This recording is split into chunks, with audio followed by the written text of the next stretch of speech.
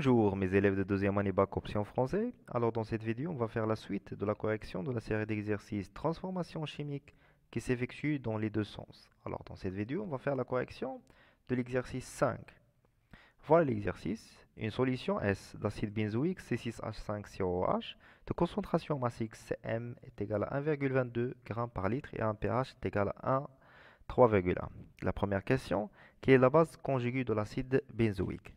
Deuxième question, concentration molaire volumique de la solution, c'est-à-dire on veut déterminer la concentration de notre acide C6H5COOH.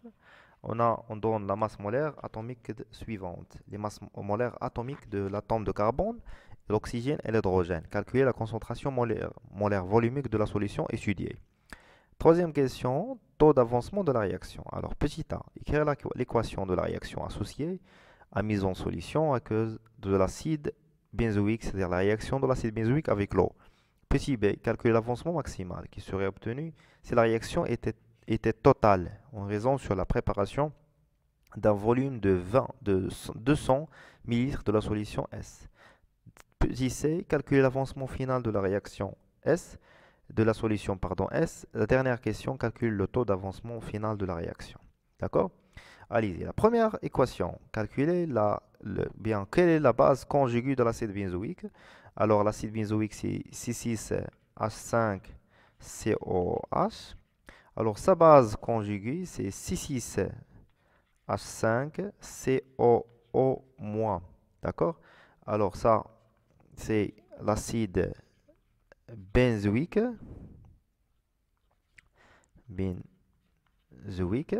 et celle-là, c'est l'ion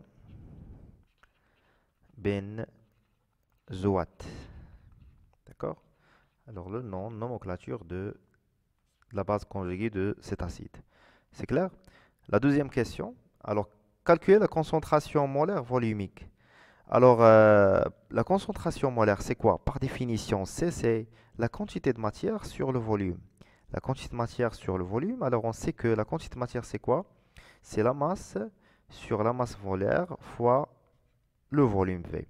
Alors, et la concentration massique, c'est quoi? C'est la masse sur le volume. L'unité. On a la concentration massique qui est égale à 1,22 g par litre, c'est-à-dire la masse sur le volume. Alors, C est égal à la masse sur le volume fois 1 sur grand M. Alors, qu'est-ce qu'on trouve que la concentration molaire, c'est la concentration massique sur la masse molaire. Alors, pour calculer la concentration, il faut calculer la masse molaire. Alors, la masse molaire de l'acide benzoïque C6H5COH est égale à quoi? Alors, C est égal à Cm. C'est le nombre d'atomes de carbone. Si 7 atomes de carbone fois la masse molaire de carbone, plus le nombre d'atomes d'oxygène chez 2 fois la masse molaire de l'oxygène, plus 6 atomes d'hydrogène fois la masse molaire de l'atome d'hydrogène. Alors une application numérique, alors Cm, la concentration massique, c'est 1,22 sur 7 fois 12 plus 2 fois 16 plus 6 fois 1. Alors on trouve la concentration molaire de la solution. Alors après l'application numérique, on trouve que 10 à la puissance moins 2 mol par litre. C'est clair?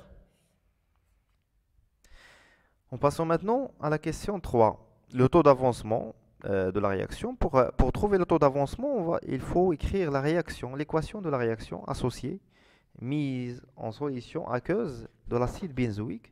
Alors on a l'acide benzoïque C6H5COH et sa base conjuguée C6H5CO-. Il va réagir l'acide avec l'eau, alors H2O, H3O+.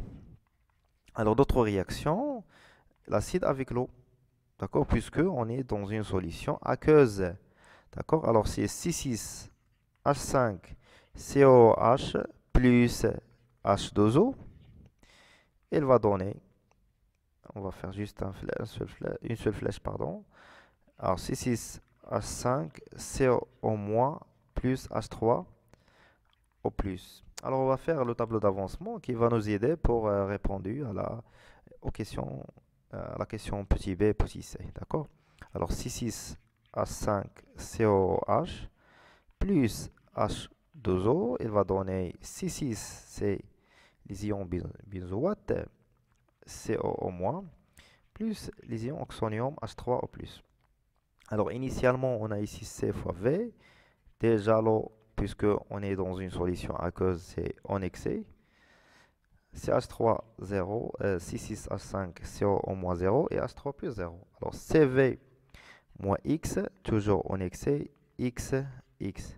CV moins X final, en excès, X final, puisque les coefficients stoichiométriques est égal à 1 pour toutes les espèces chimiques qu'on a ici. Alors, CV moins X max, en excès, X max, X max. C'est clair? Allez-y. Pour la question petit b, calculer l'avancement maximal. Alors, pour calculer l'avancement maximal, il faut trouver le réactif limitant. Alors, puisque ici, on a deux réactifs, on a le premier réactif et le deuxième réactif. Alors, on a le deuxième réactif, c'est l'eau. Alors, tu es déjà l'eau en excès. Alors, automatiquement, le réactif limitant, c'est l'acide, d'accord? Alors, on va écrire ça. Alors, l'eau en excès. Alors, le réactif limitant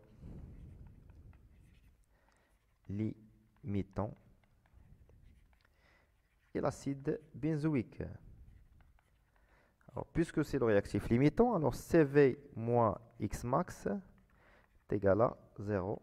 Alors, X max est égal à C fois V. On va faire une application numérique. On a déjà trouvé la concentration molaire, c'est 10 à la puissance moins 2. Et le volume, il est déjà donné ici, c'est 200 millilitres fois 10 à la puissance moins 3. Alors, X max est égal à 2 fois 10 à la puissance moins 3 mol. N'oubliez pas les unités, s'il vous plaît. باش ما كديرش لي زونيتي كتبان مطنق. كتحسب وما عارفش كتحسب. باش كدير لي زونيتي كتعرف كل حاجه حسبتيها كتعرف شنو كتعني. الوغ باش كيكون ان بروبليم اللي هو كبير كتعرف كيفاش تمانيبيلي هذوك لي كيسيون ديالك كتعرف منين تدخل منين كتخرج. ماشي غير كتحسب وكتاثر وكدوز كل حاجه عارف شنو كتحسب فيها. La question suivante, calculer l'avancement final de la solution S. Alors pour calculer l'avancement final, on va voir le tableau d'avancement. Alors l'avancement final c'est X final. On peut remarquer ici qu'il est égal à la quantité de matière de H3 au plus. C'est clair? Allez-y. Alors d'après le tableau d'avancement, qu'est-ce qu'on a? On a X final est égal à la quantité de matière finale de H3 au plus. Est égal à quoi? Est égal à la concentration de H3 au plus fois le volume, qui est égal à 200 millilitres. Alors, on sait que dans les données, on a la valeur de pH et on sait que la concentration de H3+, ce n'est que 10 à la puissance moins pH fois le volume. Alors, on va faire une application numérique. Alors, 10 à la puissance moins pH. Le pH, je pense, c'est 3,1 fois le volume est égal à 200 fois 10 à la puissance moins 3. Alors, on trouve X final, l'avancement final de la solution, est égal à 1,59 fois 10 à la puissance moins 4 mol. Alors, on peut remarquer ça, d'après la valeur de X final et X max, que X max est supérieur à X final, ce qui est normal. Il faut toujours trouver que toujours X final inférieur est égal à X max. يعني au maximum خاص تكون X final est égal à X max. ما عمر X final غتلقاه أكبر من X max. سي امبوسيبل. الا لقيتي X final أكبر من X max غير اغسل يديك على هذاك التمرين وعرف واحد الزيرو كيتسناك. Alors, petit d, calculer le taux d'avancement final. Alors, par définition, c'est quoi le taux d'avancement? C'est taux. Alors, c'est X final sur X max. On va faire une application numérique. Alors, X final est égal à quoi? C'est égal à combien? C'est 1,59. 1,59 fois 10 à la puissance moins 4. Et X max, on a déjà trouvé la valeur de X max, c'est 2 fois 10 à la puissance moins 3. Alors, taux est égal.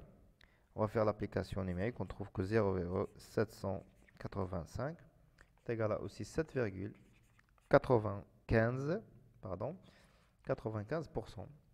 Alors ça, il est inférieur à 100%. Qu'est-ce qu'on peut dire? Que la réaction, tout simplement comme conclusion de ça, n'est pas totale. N'est pas totale. Pourquoi? N'est pas totale. Pourquoi? Parce que l'avancement taux est inférieur à 100%. Cela veut dire que x final inférieur à x max. C'est clair? Alors, cela n'a qu'un conseil l'exercice d'Yali. N'oubliez pas de partager, abonner aussi. Laissez des commentaires, bien sûr des commentaires positifs. Et au revoir. Bon courage.